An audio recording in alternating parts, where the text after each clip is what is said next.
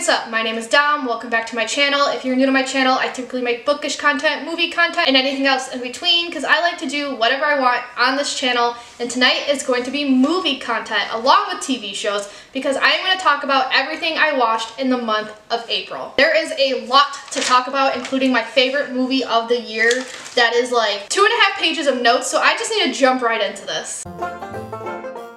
So the first movie I watched in April, like literally on April 1st, April 2nd, is Death of a Unicorn. This is about a father and daughter duo who accidentally kill a unicorn, and then when they go to the house of a bunch of rich people, the sick, rich father decides to exploit the unicorn's curative properties. I don't know what I was expecting going into this movie because it was advertised as a horror comedy. And I guess I was expecting that at the bare minimum, but this still didn't meet any of my expectations. Most of the horror elements in this movie were fine. It was the comedy that ruined for me. The comedy just didn't stick with me, and it's also another one of those like eat the rich type of movies. And I love destroying billionaires. I don't like them either, but I am kind of getting sick of that in media, especially when it's this fucking corny. And I say most of the horror elements were fine because like the jump scares, some of the body horror, like that was okay, but it was the CGI of the fucking unicorns that was horrendous. Maybe it was purposely supposed to be bad because, you know, horror comedy, but like it definitely took me out of the movie. And the other thing I couldn't just get behind was Jenna Ortega and Paul Rudd as father and daughter. And that's like integral to the plot of this movie. Their acting as individuals were fine. Like their individual scenes were great. It's when they were interacting together that I didn't like. Because while they're fine actors, I didn't feel that father-daughter chemistry. So I gave this only 2.5 out of 5 stars. I am continuing my challenge of trying to watch all the Charlie Brown specials this year. If you are new to this channel, I thought there were only like 20-ish Charlie Brown specials, so I was like, okay, let me watch these around their respective holidays. And by the time I wrote down like all 50 of them, I was in too deep. So now I just gotta do it. So Charlie Brown is gonna come up a lot in this video and honestly future wrap-ups. But for this one specifically, the first one that's going to come up is Charlie Brown All-Stars. This is the second ever Charlie Brown special, and someone asked me if I can also mention the years these came out. So this came out in 1966. And in this one, Charlie Brown's entire baseball team decides to quit right before the 1000th game because they lost everything before that. But then a new opportunity arises that gets the gang really excited, and it's the opportunity to be put on a real Little League team. However, the girls and Snoopy, Charlie Brown's dog, are not allowed on the official team. So Charlie Brown, speaking of dogs, why are you so loud? So Charlie Brown has a difficult choice to make. This special is also known to me as Feminist Charlie Brown because even back in the 60s, he was there to stick up for his friends, so I kind of just spoiled this a little bit. He is the ultimate feminist. We love to see it. Another thing I really liked about the special, because it is the second ever one, we also do get to see the beginning of Charlie Brown's baseball gags. Him constantly losing is a thing. When someone throws a baseball at him, he tumbles and his shirt flies off. In this special, I will say it hurt a little bit to see Linus make fun of Charlie Brown because I always feel like Linus is his best friend.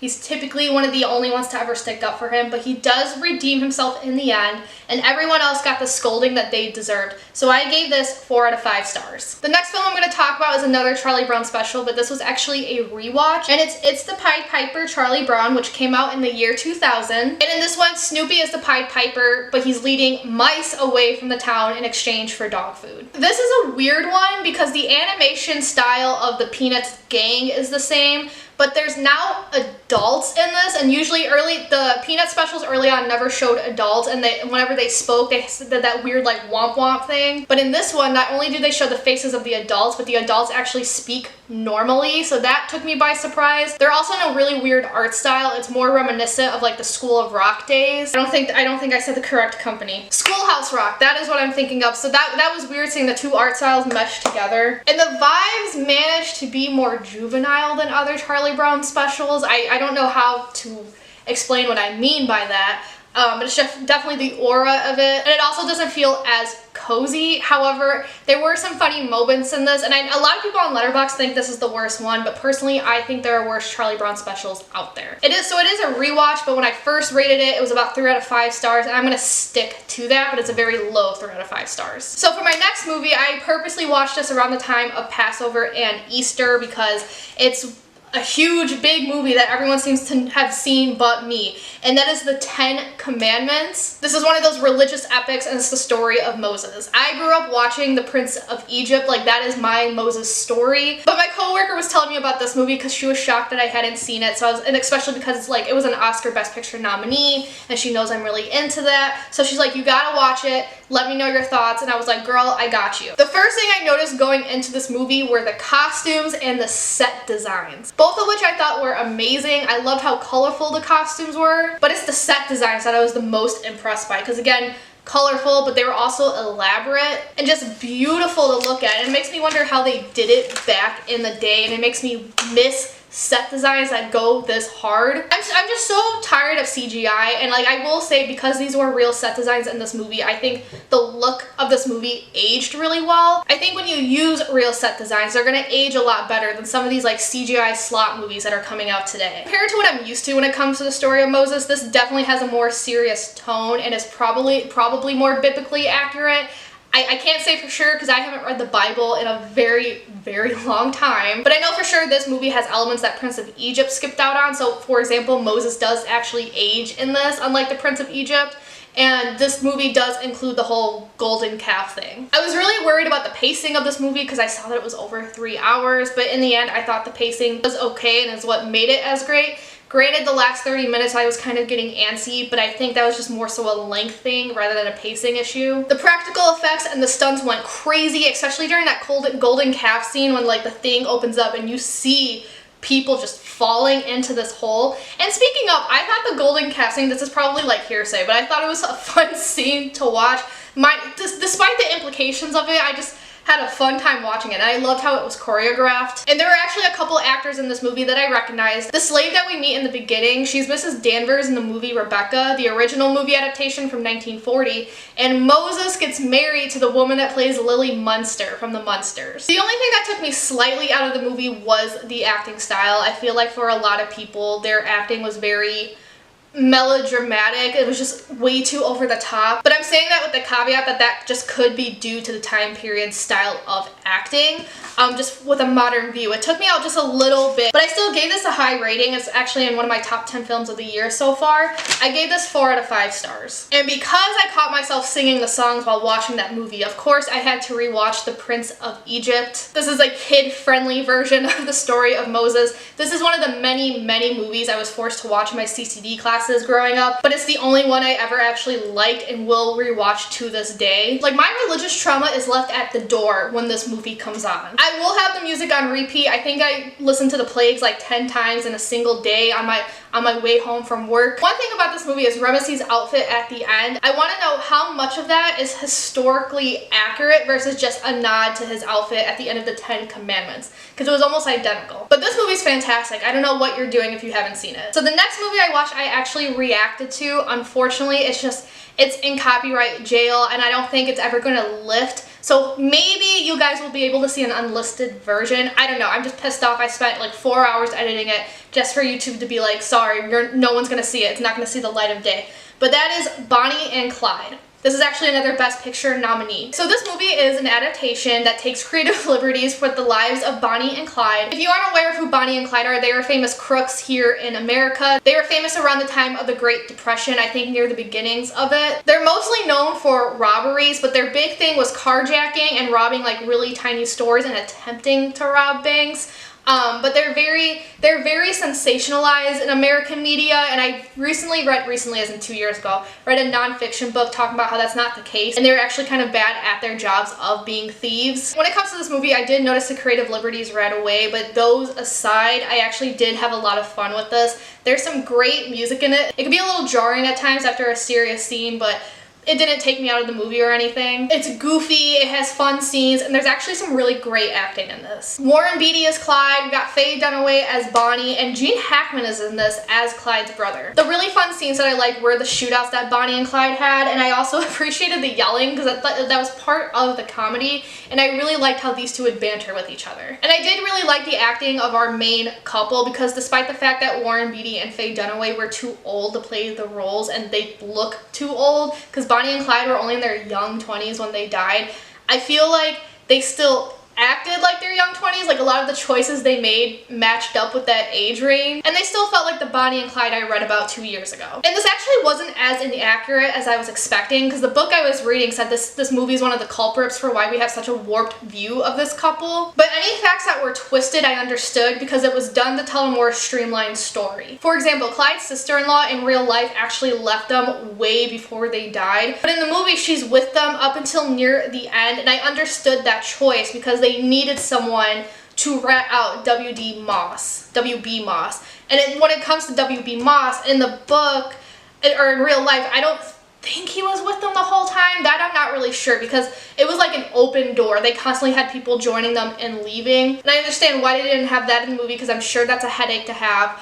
But for WB Moss, if you're going to have someone with them throughout the entire movie, it's smart to have the person that eventually ratted them out. And something I really liked about this movie too was the ending. I'm not going to say what the ending is, but it's sudden and it really packed a punch. Not a single word was spoken, there was no music, and it just cut to black, and I wasn't expecting it. My jaw literally dropped. Some critiques I have though, I do wish the actors were a bit younger, and honestly I wish they were more crippled near the end, because in real life, but like Clyde was kind of on his last leg, but especially Bonnie, they got into a horrific accident where the car's battery melted on her leg, so she couldn't walk in the end of her life. And if the movie had included that, I thought that would have shown how these two really just didn't have much time left and were just biding their time. And I do not understand the addition of Clyde being incompetent. When that came up, I was so confused, because I'm like, I don't remember that. So I had to look it up, and apparently that was an addition that Warren Beatty and the writer for this movie came up with, and I don't understand why it was important, because I know, like, in the movie it was a huge thing, like, he's incompetent so I can't have sex with you. But I feel like that we could have taken out. So overall, I did have fun with the movie. Hopefully y'all will see the reaction one day. I gave it 3.5 out of 5 stars. So next is another Charlie Brown special, and this is actually the first ever feature film, and that is A Boy Named Charlie Brown, which came out in 1969. In this movie, Charlie Brown can't do a lot of things, but he decides to try out for the spelling bee. This movie is crazy. It is the introduction to so many future gags that we see and know today. Any Charlie Brown gag you could think of is in this movie, and the animation goes crazy. There were like several avant-garde scenes, and I felt like I was high watching them, but I also couldn't look away. And the story of this movie is great too, because I felt like it was a realistic portrayal of children. When it comes to Charlie Brown specifically, I felt like it was a really great portrayal of a kid trying to reach a goal, and also just a nihilistic child in general, which I feel like is an apt word for Charlie Brown. You see him struggle, you see him get frustrated when it's not automatically coming to him, but you also see how happy he is when he does finally achieve something. But when it comes to the children in general, I'm calling them realistic just because we know, like, part of the Charlie Brown story is how everyone around him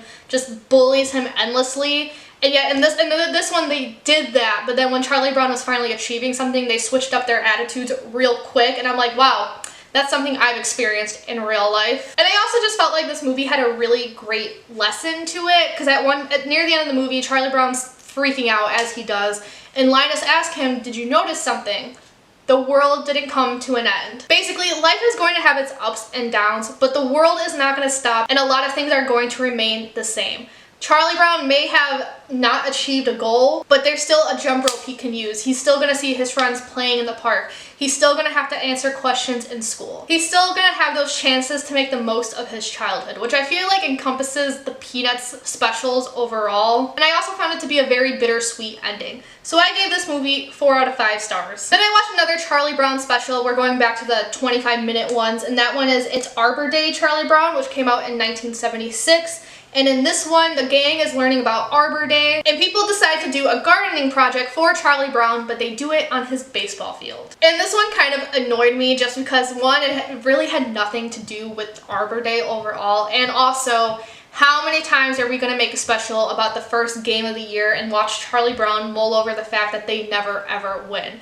That gag is starting to get old in these specials, so I gave this one only 2.5 out of 5 stars. Then on Easter Sunday, I watched another Charlie Brown special, and that is It's the Easter Beagle Charlie Brown, which came out in 1974. In this one, everyone is getting ready for Easter, and Linus tells Sally about the Easter Beagle. This one gave me a lot of nostalgia about getting ready for Easter, because one of the constant gags in this one is Marcy was just unable to figure out how to color eggs, and boy, did that stress me the fuck out. All the mistakes she kept making. I felt like Peppermint Patty in the special, but it reminded me of the days when I would color eggs with family. There's a repeated visual gag of Woodstock leaving his bird's nest, and that took me the fuck out. I thought that was hilarious. And this special does reuse a plot from The Great Pumpkin, like, you know, Linus telling Sally about these creatures, and in this one Sally does call out Linus. She's like, this sounds familiar.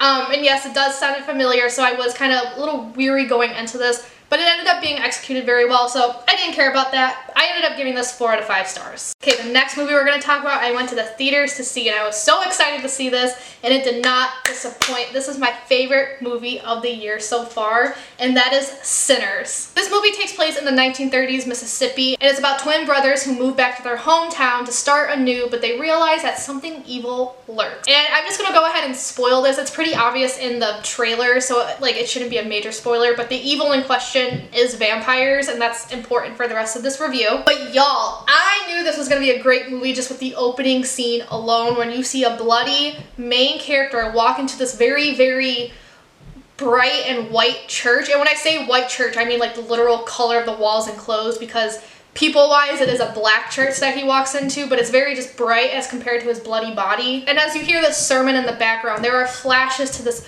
bloody mess, so you know something is coming. I really like the introduction of the twins. When you see this town, it's very small and kind of on the poorer side, but then you see the twins come into view, and they're dressed much sharper, so you know they come from a very rich background. They work well together, but they seem to have 2 different personalities. They're called the Smokestack twins because of their nicknames. Smoke seems to be very serious, while Stack is more carefree. And I feel like these 2 characteristics play a major role in what their fates are by the end of the film. And I really liked the vampires of this movie because they went the traditional route. So these vampires they could be burned by the sun, you couldn't see their reflection. Silver was said to kill them, garlic was a repellent, and a major one, because this comes up a lot in the movies, they could not enter a house, a building, what have you, unless they were invited. So when we talk about this movie on a surface level meaning, like literally humans versus vampires, I really did enjoy how action-packed it felt. The beginning of the movie, like the best way I can describe it as compared to the rest, it's very calm in nature, but that last half hour definitely makes up for it. And one of the other reasons it was action-packed was because of traditional vampires. Like I said, it feels like we haven't seen them in a while. So all these like traditional weapons, like a wooden stick, some random metal they found, and the sun were actually threats. And like those scenes where they wouldn't be let in, like that, those are actually tense. I want to talk about the music in this movie and the theme of music, because it's actually like a big motif. It's one of the first lines of the movie, how important music is, and oftentimes it can bring you together with your ancestors and your future. And then on the opposite side of that, you have the father of the main character, who's a preacher, telling our main character, the more you get into that guitar, the more likely the devil is to come for you. The first thing I want to talk about is just how truly music really can bring us together. When it comes to this movie specifically, you can't talk about music without talking about the absolute best scene in this entire film, and it's when the camera just pans out on the whole club and you see everyone dancing while our main character is playing his song. In this scene, there was no devil. It was his loved one. It was his friends, his neighbors, all coming together, having a great time. But not only that, but I felt like this scene was like a short visual essay on the history of black music. You see people dressed in clothes that are even older than the 1930s, so you can make the guess that these are his ancestors. But then you see people dressed in modern clothing, so you can take the guess that these are going to be his descendants. And that in no way describes how just amazing the scene was in theaters, but I loved that idea, and I loved how it was visually represented, and I loved the song itself. That was one thing about this movie.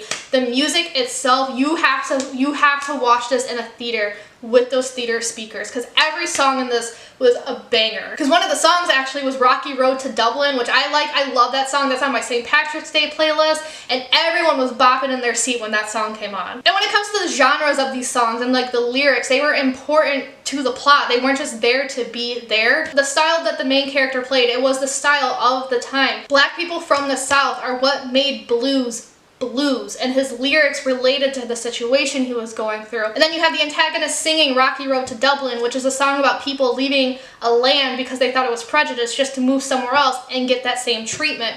So therefore, I want to talk about my next point of this, which is the underlying message of this movie. This is a story of marginalized communities trying to overcome past trauma. We got the Smokestack Twins trying to create a bar. They're trying to bring their community together. They're trying to have a good time because, you know, so many of them are working in the field still, and they want to make them feel good. But you have Smoke, who wants them to use real money since that's what pays the bills. But then you have Stack, who's accepting the plantation money because he knows that's all that people have. Then you have the main character Sammy, who is trying to forge his own path despite what his father is telling him. And to me, that's just reminiscent about the role that Christianity played in the colonization of black people. And then you have the antagonist, villain, whatever you want to call him, Remick, who is also part of a marginalized community because he is Irish. He's drawn to the music because he thinks it can bring his people back too. And this relates to the story of the Irish marginalization. They were trying to mind their business back like 800, 900 years ago, and then England colonized them, and it caused a lot of Irish people to die over the years. And I mentioned Christianity when it came to Sammy, so I want to talk about that real quick because it relates to both Sammy and Remick. Sammy for obvious reasons, because you have his background. He was the preacher's son versus the music and what his dad said. But then when it comes to Remick specifically too, he actually directly calls it out. The antagonist says, like, this prayer was forced upon my people. And in Irish history, the reason that relates to Irish history, because just like with black people, Christianity played a huge role in the colonization of the Irish people, because one of the things that happened is that they were forced to become Christians, and they were killed if they were caught celebrating their Celtic gods and goddesses. So other things I want to talk about, so I'm kind of going back to other things I mentioned previously, but we have the sense of community. You have the welcoming back of the Smokestack Twins. You have the Asian woman who's the only one that even remembers the rest of the town and wants to protect them. You have the antagonist, the main vampire, who's trying to create his own community after his was killed off, and he's creating them by turning them into vampires. And the number one thing that stuck out to me is that everyone was more themselves when they were having fun at the bar. I want to talk about Remick as his own thing. Sorry this review is very disjointed. I just feel like I have so much to say. But the thing with Remick is just the amount of like historical accuracy in his story and just the things he represents, because one of the first things I noticed in this movie, without even, you know, the end credits rolling and having to think about it, he was part of the marginalized communities due to Irish history, but also and specifically in America. Around this time, the Irish diaspora were not considered white.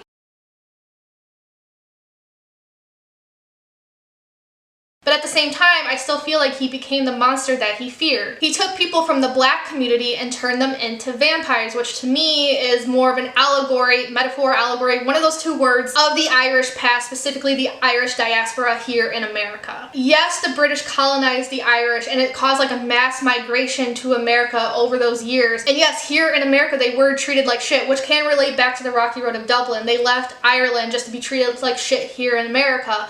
However, some Irish people still had slaves. In the modern Irish diaspora here in America, we don't feel, I'm going to include myself here because my own ancestry, but we don't feel the effects of our past negative treatment the way the black community does. So all that is to say, Remick to me is kind of like a sympathetic antagonist because I can understand where he's coming from, but at the same time, he's doing to this black community what people have done to his Irish community. And my last thing is too, I do feel like you can argue one of the points of this movie is being able to forge your own path, because our main character Sammy is given a choice, both in the 1930s and in the end credit scene. So that was a lot to say. That was a long analysis of this film, because can you see how much I loved it? But I do want to mention some like actual history in this film. There are the things I already mentioned, but then another thing I caught, it was only one line, but the Smokestack Twins actually used to work for Al Capone in Chicago, and I did have to look that up because I know there was a lot of tension between the Italian, Irish, and black gangs in Chicago, especially at the time.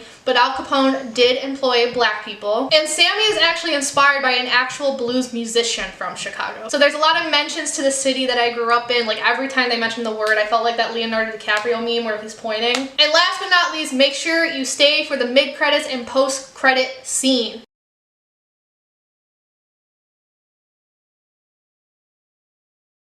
So, another movie I watched is a Mamoru Hosoda movie. So, I've mentioned this before, but on my phone I have 7 lists of movies that I'm trying to get through. One is Wes Anderson, etc., etc. So one of them is Mamoru Hosoda, and I only had 2 movies left, so I might as well watch them at the end of the month. The first one I watched is The Boy and the Beast, and this is about a boy who wanders into an imaginary world, and he is suddenly forced to be the apprentice for a beast. I thought this was cute overall. It has one of my favorite tropes when like an adult adopts a child, especially when the adult in question is really grumpy like this beast was. Like it's kind of reluctant but kind of not. And I really enjoyed seeing Kyuta's will to learn no matter the age. However, this movie was kind of losing me in the second act, which his movies tend to do. Like I always love the beginnings and the ends, but it's the middle where he's always losing me. And this is no exception, just because it felt like a completely different movie. But it came together in the end though, and I gave this 3.5 out of 5 stars. Then I went to the theater so I could see Star Wars Episode 3 Revenge of the Sith, thanks to the 20th anniversary.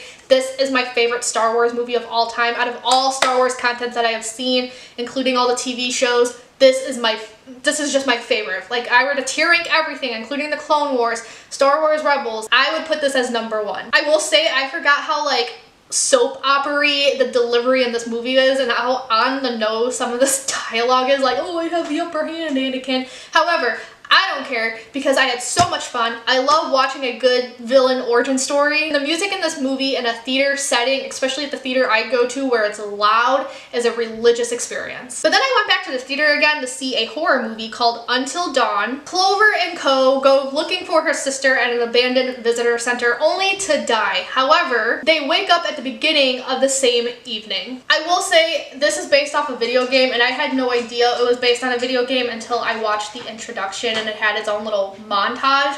So I cannot compare this, so I cannot talk about this as a movie adaptation, but I do recommend Amanda the Jedi's video because from that video I got the vibe that this is actually nothing like the video game. The writers, producers, what have you, they created their own story and then slapped the title on it to get some butts in the seats. It's for sure supposed to be a horror movie, but I'm not sure if it's supposed to be a horror comedy.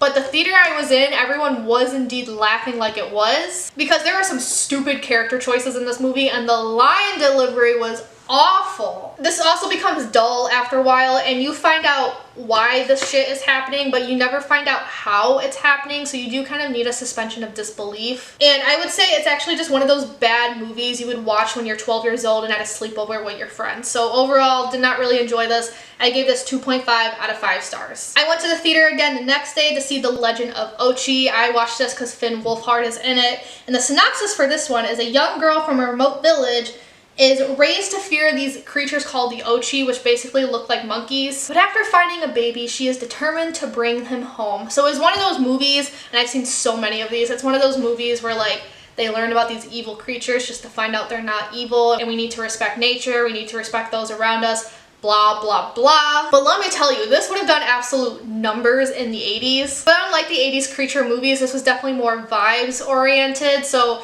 it has a great atmosphere and I loved the music and I loved looking at everything, but there's really no character development. The characters felt extremely bland and like a lot of stuff happened off screen, a lot of their character development, and the dad in this movie, played by Willem Dafoe, who's always playing the most random shit, but he, I feel like, got off way too easily for all the shit he pulled. So I was getting really antsy watching this, but it was also kind of cute. I could see this being today's kids' E.T. So I gave this 3 out of 5 stars, but it's a very low 3 out of 5. My last movie for April is another Mamoru Hosoda movie, so I no longer have 7 lists to complete, only 6 lists. And that is Mirai. This is about a little boy who's not very happy that he has a new baby sister, so ancestors and people from the future begin to visit him. This one's cute and I had a fun time with it, and it didn't lose me in the middle like his other movies tend to do. Out of all of his visitors, I liked him being met by the older sister the best. The grandpa scene was really cute as well. And I do appreciate that the smallest of details in the animation made him actually feel like a real kid. Like there's one point where he's trying to bend down but he loses his footing, which I've seen so many kids do. Because he actually acts like a child. I think he's only 4 or 5. He actually has those mannerisms. His baby sister Mirai actually sounds like a baby. Because I feel like there's some characters in anime where you could tell they're played by real adults and it takes you out of it. So I praise Mirai's voice acting. I had a little trouble with the boy's voice acting because that's a case of I can tell that's a grown woman and not a little 4-year-old boy. But overall, I just felt okay with the story and I can't really tell you why. It's so disappointing that every movie I've seen by this guy is just okay to me. They look wonderful and they look like they have wonderful plots and just beautiful animation, but story-wise, I can never rate them particularly high. I mean, this wasn't terrible. I did like this better than The Boy and the Beast, but I did give it only 3.5 out of 5 stars. And now for the TV shows. I watched 3 shows in the month of April. I didn't finish any of them. But I'm going to talk about them anyway. The first one being Fruits Basket. I did continue this. This is about a girl who meets the Soma family, and 13 people in the Soma family are cursed with the zodiac signs. So if they're hugged by the opposite sex, they turn into an animal. This is extremely slow going. It's typically not my thing, but I did make a bet with my friend, so I'm trying to watch this for her. I have finished the first season actually as of making this video, and now I'm more invested because it's getting more dramatic and intense, but it took a while to get there. And of course I continued my journey with the Golden Girls. I only watched 6 episodes last month just because there was too much going on, but I did get to finish season 3. I did notice a discrepancy with Dorothy talking about her grandma, because in the season 3 finale, her grandma was alive when Dorothy was an adult, like a young adult, and then like 2 episodes later she's telling people that same grandma died when she was 6 years old. But then the last TV show I'm going to talk about is The Last of Us. I did finally get around to this. This takes place in a world where humans are overrun by zombies. They're called the Infected in the show, and they're infected with this like, what's it called, like a fungus, and they look really cool. I really like the look of the zombies in this. It has one of my favorite tropes, the one that Boy and the Beast had, where it's the grumpy old man kind of reluctantly adopts a kid but learns to love them, so I really liked seeing that. In season 1, I cried more for episode 5 than I did for episode 3. And one of my favorite like set designs, visuals, what have you in the show is just seeing how everything is frozen in time. Because I think in the lore of the show, this outbreak happened in the very early 2000s. So here they are in 2023. They're using these old style laptops. The fashion hasn't evolved. And like, it makes sense because if the world is ending, why would everything else evolve in the way it does now? But like, it's just a detail I never thought about until it was in my face like that. However, just a few gripes with this show. I am not loving this the way everyone else seems to be loving this. I feel okay about this overall because admittedly zombies aren't my thing. I watched this because of FOMO. And after the end of season 2, episode 2, I really have no desire to continue this show. I watched episode 3 this morning, so clearly I am continuing. I will try to finish season 2, but like, I don't know. Season 2, I have to give a chance. I will say, some of y'all are fucking brutal about the show. I haven't played the game, just like with Until Dawn, so I haven't played the game, so I can't talk about this as an adaptation.